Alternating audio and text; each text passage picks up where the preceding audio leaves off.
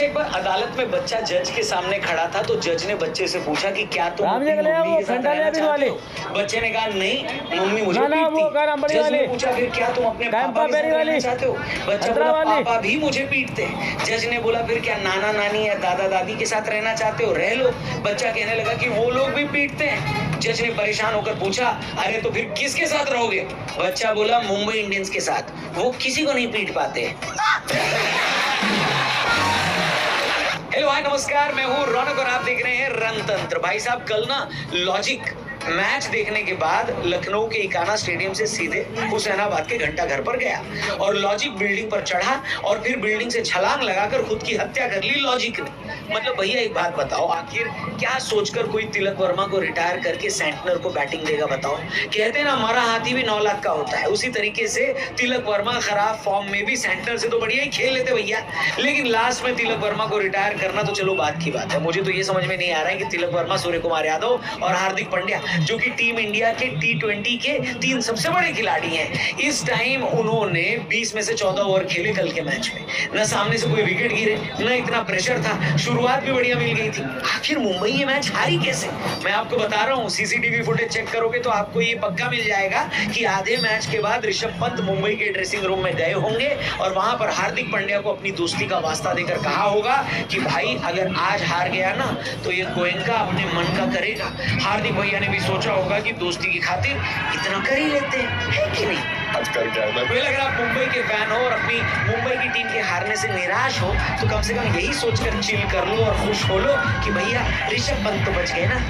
और अगर अभी भी खुशी नहीं मिल रही है तो एक काम करता हूँ, आपका प्रॉफिट बनवाता हूँ। कैसे? मैं आपको बताता हूँ आपकी नॉलेज को अर्निंग में आप कैसे बदल सकते हो। बात कर रहा हूँ मैं स्पोर्ट्स बाजी की, एक ऐसा स्पोर्ट्स ट्रेडिंग प्लेटफॉर्म है जहां आप डेली प्रॉफिट कर सकते हो। आज आईपीएल में दिल्ली और चेन्नई का मैच है। मेरा दिल दिमाग और डेटा तो चेन्नई के साथ ही है क्योंकि ये मैच चेन्नई के होम ग्राउंड में है और यहाँ पर चेन्नई का विन परसेंटेज भी हाई रहता है। चेन्नई ने 5 में से 4 मैच जीते और दिल्ली सिर्फ 1 ही जीता है। तो क्यों ना इस मैच में इस नॉलेज का यूज करके प्रॉफिट बनाया जाए। अब यहाँ जैसे क्वेश्चन या मार्केट है कि Chennai will win T20 match against Delhi, मैं यस कर रहा हूँ। मुझे मेरे इन्वेस्टमेंट 1125 का 2010 तक रिटर्न मिल सकता है। और हाँ, बेहतर है एग्जिट बिड्स प्लेस करना ताकि इन्वेस्टमेंट भी सेफ रहे और प्रॉफिट भी हो जाए। इसलिए मैंने एग्जिट ऑर्डर लगा दिया है और अब मैच में जब भी यस का प्राइस 7.2 जाएगा मेरा प्रॉफिट कंफर्म हो जाएगा।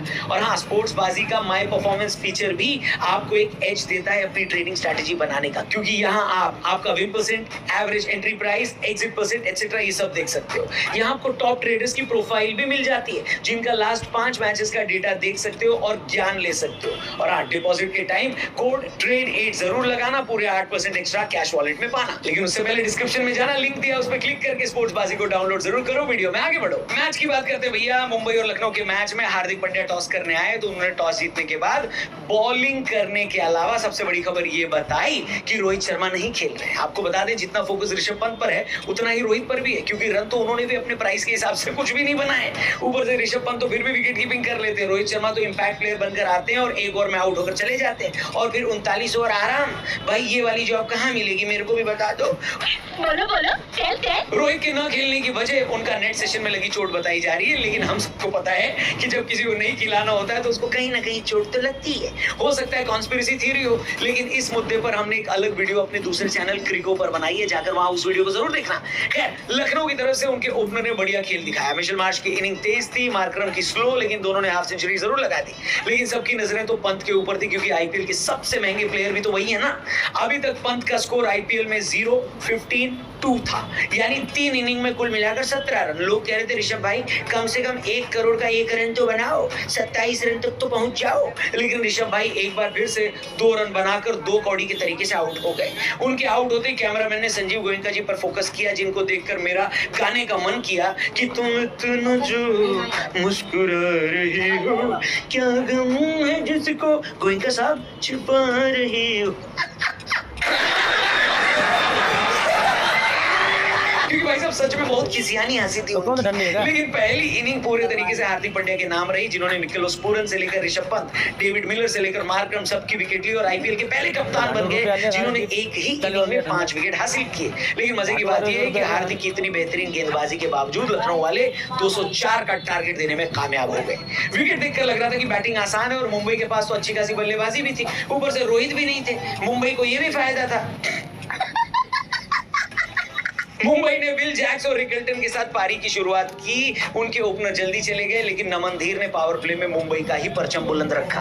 फिर सूर्य कुमार यादव ने भी अच्छी बैटिंग करी। दिक्कत ये थी कि दूसरे एंड पर खड़े तिलक वर्मा भाई को पता नहीं क्या हो गया था, उनके बल्ले से गेंद लगी नहीं रही थी। ऑलमोस्ट 100 के स्ट्राइक रेट पर चल रहे थे। रिक्वायर्ड रन रेट 12 के करीब पहुंच गया था। इस वजह से जब सूर्य कुमार यादव आउट हुए और फिर भी तिलक वर्मा गियर चेंज नहीं कर पाए, तो 19वें ओवर की तीसरी गेंद पर तिलक वर्मा रिटायर आउट होकर वापस पवेलियन की तरफ चले गए। आईपीएल के इतिहास में ये सिर्फ चौथा रिटायर्ड आउट था। हालांकि ये फैसला कप्तान हार्दिक पांड्या ने लिया या फिर तिलक वर्मा ने, इसका पता नहीं चल पाया, लेकिन मैं कहता हूं कि अगर तिलक ने भी लिया तो भी हार्दिक को तो बताकर ही गए होंगे ना। हार्दिक भाई बोल देते कि तुस्सी जा रहे हो, तुस्सी ना जाओ, क्योंकि इस ब्रह्मांड के जितने भी सोलर सिस्टम है, उस सोलर सिस्टम में जितने भी प्लैनेट्स हैं, उन प्लैनेट्स पर जितने भी देश हैं, उन देशों में जितने भी क्रिकेट ग्राउंड हैं, वहां सब में तिलक वर्मा तो सेंटनर से बेहतर बल्लेबाज है भैया। बात तो सही है। अगर आपने ये सोचकर सेंटनर को खेलने बुलाया कि वो छक्का मार देंगे, तो उनको मारने तो दो। आखिरी ओवर में जीतने के लिए 22 रन चाहिए थे। हार्दिक पांड्या के सामने आवेश खान थे, पहली गेंद पर छक्का लगा भी, यानी 5 पर 22 चाहिए थे। अगली 2 गेंद पर हार्दिक ने बाउंड्री भी नहीं लगाई और तीसरी वाली पर तो सिंगल भी लेने से मना कर दिया। भाई अगर सेंटनर पर आपको इतना भरोसा था कि उसके लिए तिलक वर्मा को रिटायर कर सकते हो, लेकिन इतना भरोसा नहीं है कि जब 4 पर 14 रन चाहिए तो उसे सिंगल लेने दोगे? ये लॉजिक मुझे समझ में नहीं आया। और जो मूड मैच के आखिर में गोयंका जी का होना चाहिए था, वो एंड में आकाश अंबानी का हो गया। एकदम इन्होंने वक्त बदल दिया, जज्बात बदल दिए, जिंदगी बदल दी। मुंबई ये मैच 12 रन से हार गई भाई साहब, हार गई। आपके हिसाब से इस हार का विलेन कौन है? क्या 27 करोड़ में से 30-40 लाख निकाल कर ऋषभ पंत को आवेश खान और लॉर्ड शार्दुल ठाकुर को नहीं दे देने चाहिए? दोनों ने ऋषभ पंत को नहीं बचाया।